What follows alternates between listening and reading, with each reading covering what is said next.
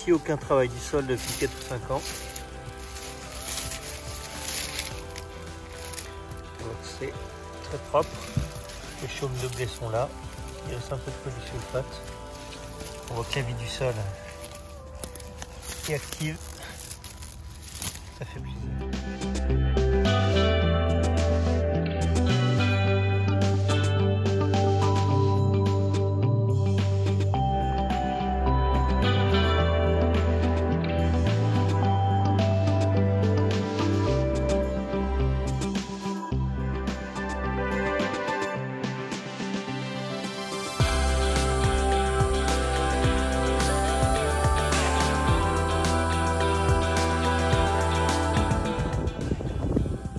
De ressemis dans les blés, ça sera jamais glorieux.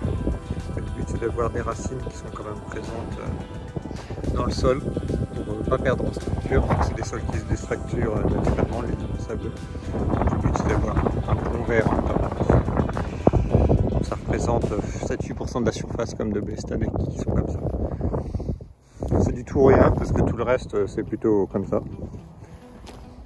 On ne fait pas la parcelle la plus avancée volontairement. Le rang n'est pas encore fermé presque.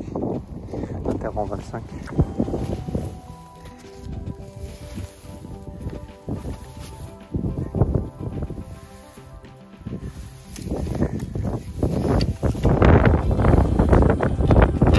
Celle qui est historiquement très compliquée ici, souvent couverte en eau. D'ailleurs en bas, le doigt de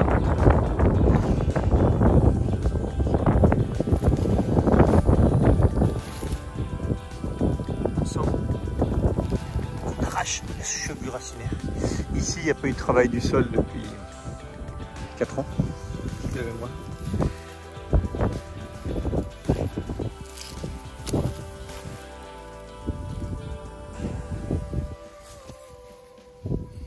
On voit qu'il y a ce petit matelas là ici qui commence à apparaître avec le temps. Voilà. Donc, sur des blés comme ça, donc il y a eu l'apport de polysulfate mi-février. Sur une partie des blés, l'azote est déjà soldé. Sur une autre partie, j'ai réservé 40 unités. Voilà, on sait qu'avec la CS, il faut se forcer à faire des gros apports très tôt, qui est des fois parfois un peu en décalage avec la législation sur une zone vulnérable. Mais je vois sur certaines parcelles, je ne l'ai pas fait parce que je ne voulais pas abîmer les terres en passant. Et en fait, il aurait mieux fallu que j'abîme un peu les passages de blé, parce qu'aujourd'hui, avec le coup de sec, les petits coups de sec qu'on a souvent début mars maintenant, il y a une très grosse différence sur la régularité des blés au sein de la parcelle. Et parfois, les champs où je ne suis pas passé, on voit que c'est très irrégulier, il y a des taches très claires, d'autres très foncées, différentes hauteurs et de biomasse aérienne. Alors que dans tous les autres champs, c'est très régulier, c'est très homogène, le blé a toujours continué sa pousse, il n'y a eu aucun souci. Voilà. Donc il faut vraiment que je me mette un coup de pied aux fesses, je le sais, mais psychologiquement c'est pas toujours évident de passer avec pas mal d'unités et dès qu'on peut au mois de février. Voilà. Salut, j'enregistre en intérieur dans la voiture pour la voix, pour les commentaires, parce qu'il y a énormément de vent et comme je voulais pas vous casser les oreilles. Je suis sale. Donc le colza, on a vu que tout se passait bien. La variété très précoce a commencé à monter à fleur il y a déjà une semaine. Les mélivigètes étaient dessus. Il y en avait quelques-unes sur les boutons du bas, mais il n'y avait rien de très grave. Donc je n'ai pas... Il suffisait juste d'attendre. Qu'est-ce qu'il y a eu de fait? Le 15 février, je suis passé mettre 200 kg de polysulfate, donc principalement pour apport de soufre, et un peu de K et de magnésie. Dans les sols sableux, apporter toujours un peu de magnésie régulièrement, c'est pas mal. Les autres années, je faisais ça avec de la késérite ou du Patankali. Il y a eu aussi 160 unités d'azote apportées en 2 fois. Et un premier coup, autour du 15 février, sous forme d'azote liquide. Heureusement, parce qu'après, ça commence à faire très sec. Et il y a eu le retour des pluies juste avant que les premières fleurs apparaissent. Donc je suis passé juste avant l'épisode pluvieux des 30 mm qu'on a eu semaine dernière. J'ai fini sous la pluie et ça s'est pas trop mal passé. Qu'est-ce qu'on a eu d'autre de fait sur Ben, pas d'autres désherbages, mis à part après le yellow, on a vu, il y a très peu, il y a quelques petites herbes à gauche à droite, mais rien d'important. De toute façon, il est parti en pousse vraiment active, ça a fermé l'accès à la lumière au sol. Donc il n'y a pas à s'inquiéter, il n'y aura que les passages de pulvé au pire où j'aurai quelques ambroisies, parce que les champs sont vraiment chargés en ambroisie. Donc là où la lumière va arriver au mois d'avril-mai, il y aura quelques pieds qui vont sortir, mais bon, là on peut pas faire grand chose pour ça. Au niveau des blés, si pour finir avec les colzas, j'ai dû faire un passage, je suis passé, j'ai piégé des charançons de la tige pendant plusieurs jours. Les vols étaient annoncés par les BSV du coin, donc je suis passé avec du Maverick. Pourquoi cet insecticide là, après avoir pris différents renseignements, ça serait le moins nocif pour la vie du sol et tous les pollinisateurs.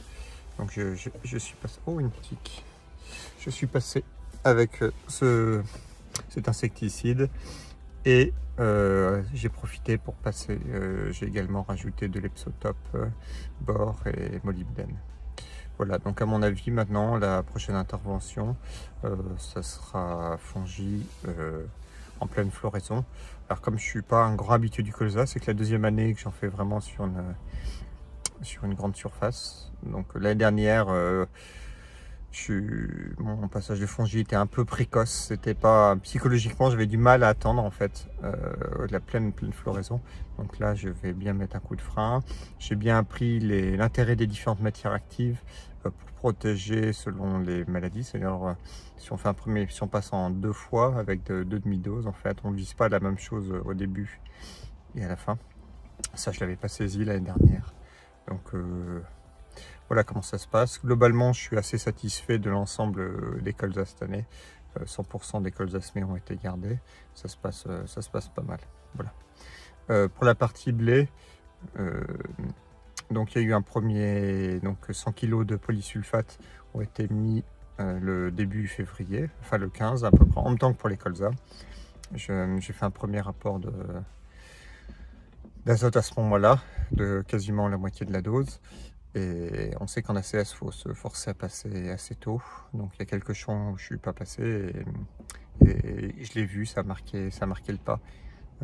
Avec le coup de sec qu'on a eu, ils étaient vraiment partout. Les parcelles où je n'ai pas fait ce premier rapport précoce, c'est très irrégulier dans la parcelle. Alors, ça se retrouvera peut-être pas à la moisson, mais j'ai quand même un doute. Il y a une très grosse différence de développement de biomasse aérienne. Donc en blé, qu'est-ce que j'ai fait? Donc il y a eu ce premier rapport d'azote, 50% de la dose quasiment, le polysulfate, c'est tout. Je n'ai pas vu de virose. J'ai vu que sur certains blés bio, on commence à avoir quelques viroses, ou sur ma plateforme bio différente, des semis un peu précoces où il y a du triticale, il est vraiment virosé. Là, j'en ai pas vu sur les blés ACS. Il y a de quoi dire d'autre. Maintenant, la seule prochaine intervention, je fais toujours un désherbage mi-mars.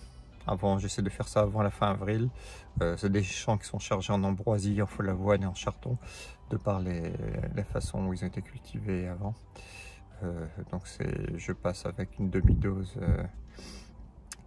un peu plus de célio et d'allier pour pas avoir de follavoine à la moisson qui sont assez emmerdants au niveau des rabatteurs, et pour pas avoir d'ambroisie surtout sous la coupe, parce que si je fais pas d'allier ou autre à cette période, je suis certain que le champ sera vert sous la coupe et après c'est encore plus compliqué à détruire après.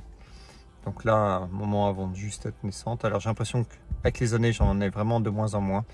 Quand j'ai pris les champs, c'était vert vraiment sous la coupe, donc il fallait taper vraiment des très grosses doses d'allier, pousser un peu vers le mois d'avril, ça faisait un peu peur pour les colzas.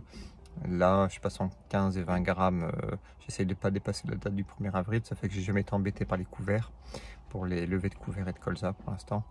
Mais je me force presque à le faire, ce désherbage, parce que souvent ça me permet de ne pas faire de glypho entre la moisson et le semis, soit du colza, soit du couvert. Ça permet d'être vraiment propre sous la coupe et ça évite de venir faire des désherbages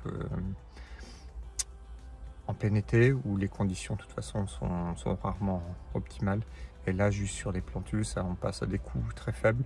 Ça me revient à 12 plus 4, ouais, à peu près 16 € de l'hectare. Et ça permet d'avoir des champs très propres. Et je mets vraiment le point, un accent à avoir les champs vraiment propres sous la coupe pour pouvoir avec les années. Ça me permet de vraiment baisser les doses de désherbage par rapport à il y a 4 ou 5 ans à la prise des champs, où déjà au mois de décembre, on ne voyait plus, au mois de décembre, janvier, on a du mal à voir les rangs de blé au milieu des rangs de folle avoine et des tapis de graminées.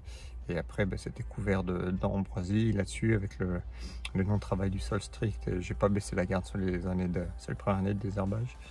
Et maintenant, ça se passe, les champs commencent à être vraiment propres. Je suis déjà arrivé à diviser par deux la dose de désherbage, puis doucement je vais baisser juste pour trouver un peu le point d'équilibre, et peut-être qu'à un moment j'aurai peut-être plus besoin de faire des désherbages à sortie hiver. Voilà, salut!